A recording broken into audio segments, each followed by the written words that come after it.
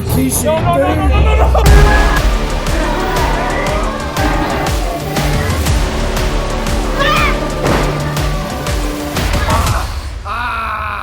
Welcome to Bolivia. In the last episodes, we broke Ben's curse up in the Altiplano with the Cholita tribe. Then we went deep inside the mines of Potosi, inside the mountain that eats men, to meet the devil. Then the plan was to meet the Chamane tribe, who were supposedly the healthiest tribe in the world, but when we got there, they were all smoking and drinking. So we scrapped that one and are taking a side quest. One that ended with me getting kicked square in the cojones. But we'll get to that in a bit. First, we've got to have lunch. And lunch is weird. Lunchtime, as we're transiting through La Paz, and we're at this local restaurant that says it has caldo de cardan. You don't want to know what cardan is. Well, I can show you. The boys are already eating. Let's take a look. Has anybody tried the cardan yet? Put it in the soup. Show us a bite, Ben. There it is. There we go. It's a mystery. What could it be? Doesn't taste like any dick I've ever had before. It's bull peas. It's supposed to give you strength, fertility. Yeah. Strong. This action we have seen in every country. Why is it that the aphrodisiacs are always the strangest thing? The aphrodisiacs are always pretty gay. It always involves putting penis in your mouth. You notice that? This isn't the first time we've seen this strange food. Shout out to the Philippines, where soup number 5 is on the menu. Yeah, that's really what it's called. I feel like aphrodisiacs are some of the strangest and foulest food, and the only reason you'd ever eat it is because they have to have some sort of extra appeal. That's the dick. Put a couple in, and this is the soup. Chicken, beef, and a little bit of swang. Enjoy your dick. A little chewy. The bull penis. Yeah. It doesn't taste like anything. It's very gelatinous as well. It's like it was fully erect when it died. And it's like for a bull. I expected bigger. Yeah. No lie. All right, we're gonna finish up our soup, and we'll see you on the road. After a tasty lunch, we're feeling all jazzed up and ready to wrestle. We arrive in El Alto, just outside of La Paz. The giant Cholita marks the spot. Encased in glass and with some graffiti on the bottom. Let's pop inside and say hello. Oh, wow.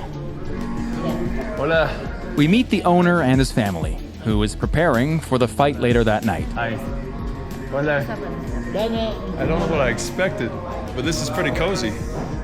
It is now 4 o'clock. The main show is at 5, and we're here an hour early for a special lesson in how to actually wrestle.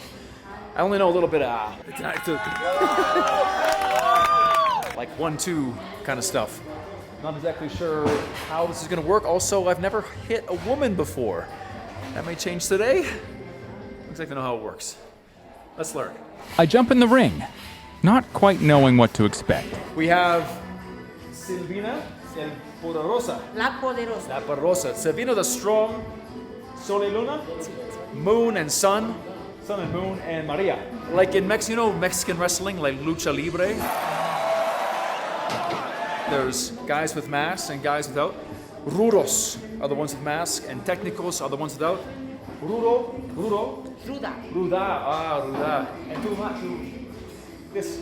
No tienes. No. Okay. No problem. ¿Y yo? ¿Rudo o técnica? ¿Qué me eso?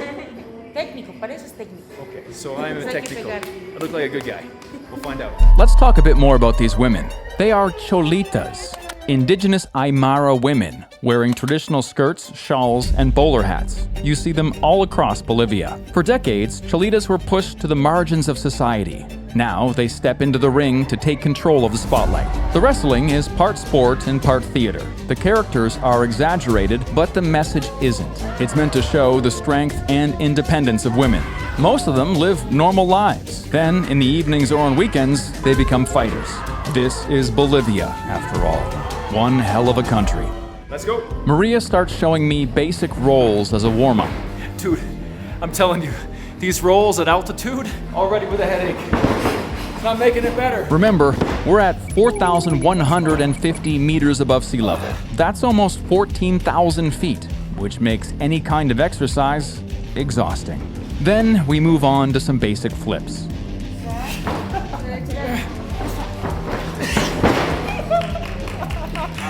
She's so much better, and she's really good. Oh my God. Okay. I may suck at flips, but I've got some other moves too. Make a luchadora ahead of me yet. Then we do some ring work. Yeah, dude.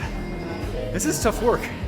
Air is so thin up here. Sorry to break it to you, but WWE is fake, and so is Santa Claus. What? But honestly, this is tough. If you don't get the routine right, you can actually get hurt or get kicked. So let's hope I don't make a mistake later. Right? I was at the wrong place.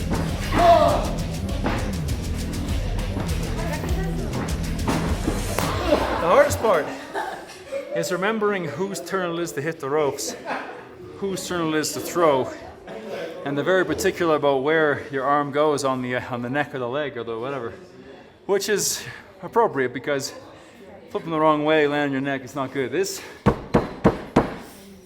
not exactly soft. And now I'm gonna learn Kipichi? Zikishi. ¿Quieres saber?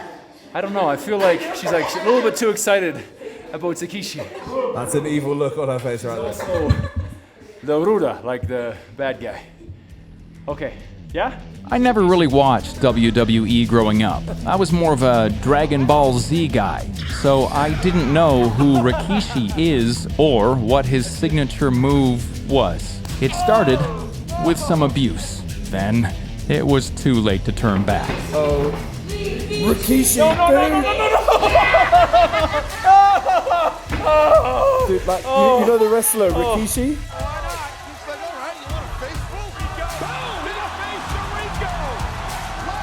Oh yeah, from Street Fighter. No, not from Street Fighter, Mike. That's Honda. You'll know and be able to smell the difference between Honda and Rikishi now. Maybe she just likes me, but she insisted on practicing the move more than once. I got Rikishi. She pulled that dress all the way up. Yeah. I saw everything under that dress. Oh, feeling humiliated. Some things in life you never thought you'd have to, first of all, endure, let alone practice over and over again. So they've decided that I'm going to referee the show. I am going to make sure that everyone's following the rules. And then at a certain point, I think that I'm going to be Rikishi'd for the 4th time today. Might have to have a shower later. But tonight, actually, that's not an option. We're traveling all night to visit the tribe, so I'm gonna have a stank on me. But that's not anything abnormal for us. We continue training for a while longer. Like I explained, the actual show will start. I'll referee for a bit at the end, then get dragged into the drama. We'll run the routine, and then I'm not sure. I just know that I can't mess it up. The show begins with a packed crowd. At this arena, the Cholitas are the main event, so there are a few regular matches first before they come in later. The matches are pretty interactive. The crowd is part of the show, and often the fights leave the ring.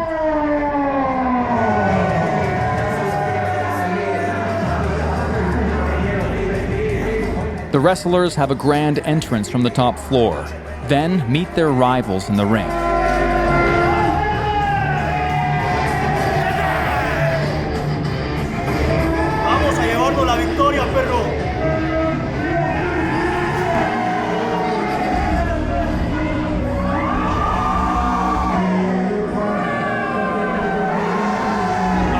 Show is started. Looks like there's a few rounds before the Cholitas get up there. We've got some real wrestlers right now. Backflips and shit. I've got goosebumps already. It begins with a headlock.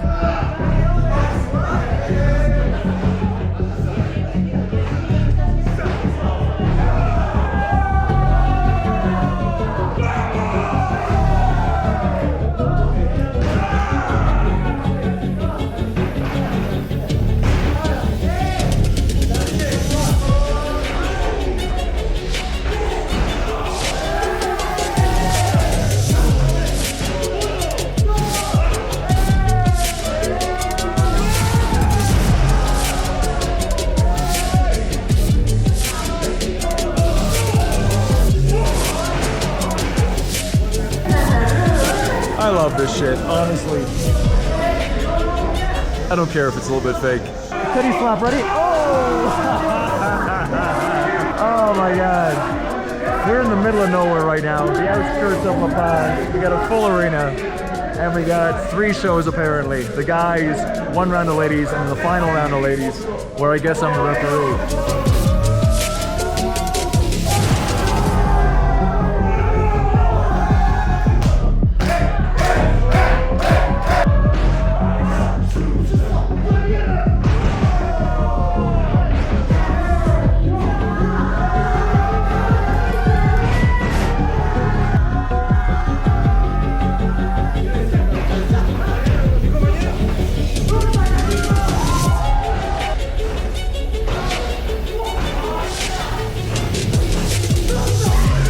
I mean, it can't all be fake.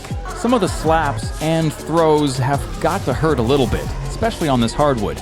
Either way, it's hella fun to watch.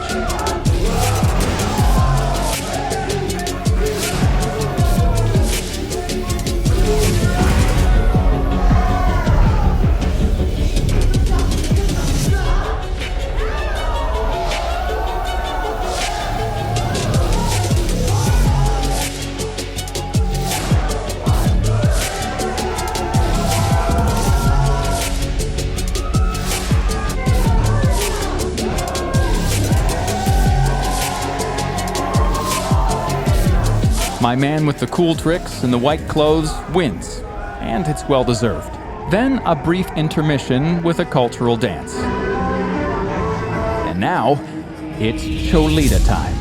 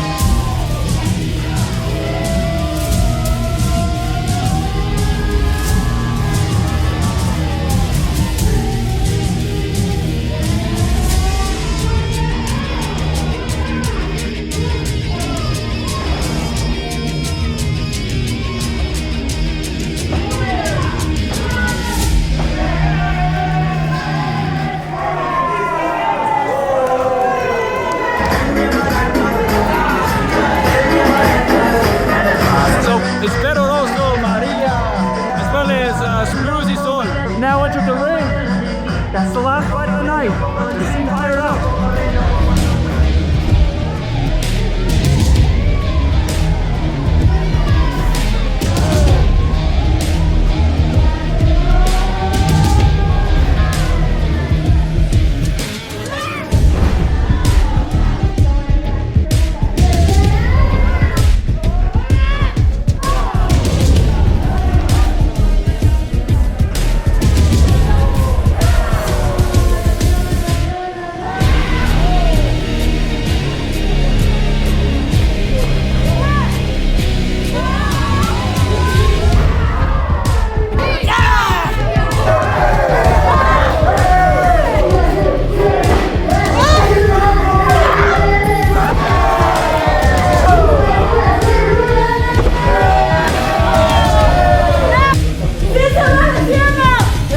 Then I finally get called into the ring. It's my time to shine, or fail. I've forgotten half of the moves.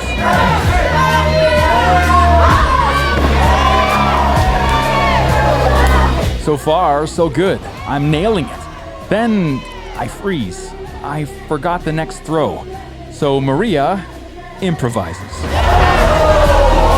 And she kicks me for real as hard as she can in the nuts. And to add insult to injury, the routine isn't over. I think you know what's coming up next.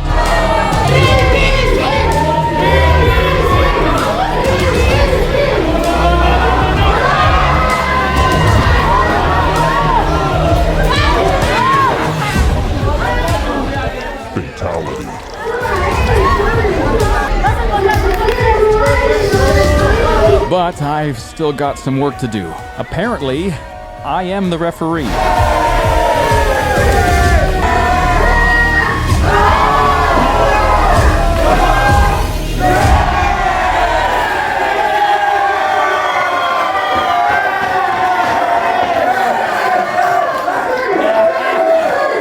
Sol and Luna wins.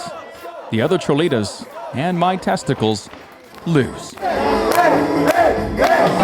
She actually kicked me in the nuts. That wasn't part of the plan. I f***ed up the routine, and she literally kicked me in the nuts. I am the best. He is my f***ing huevos, dude. That's why you don't mess up the routine. Dude, well done.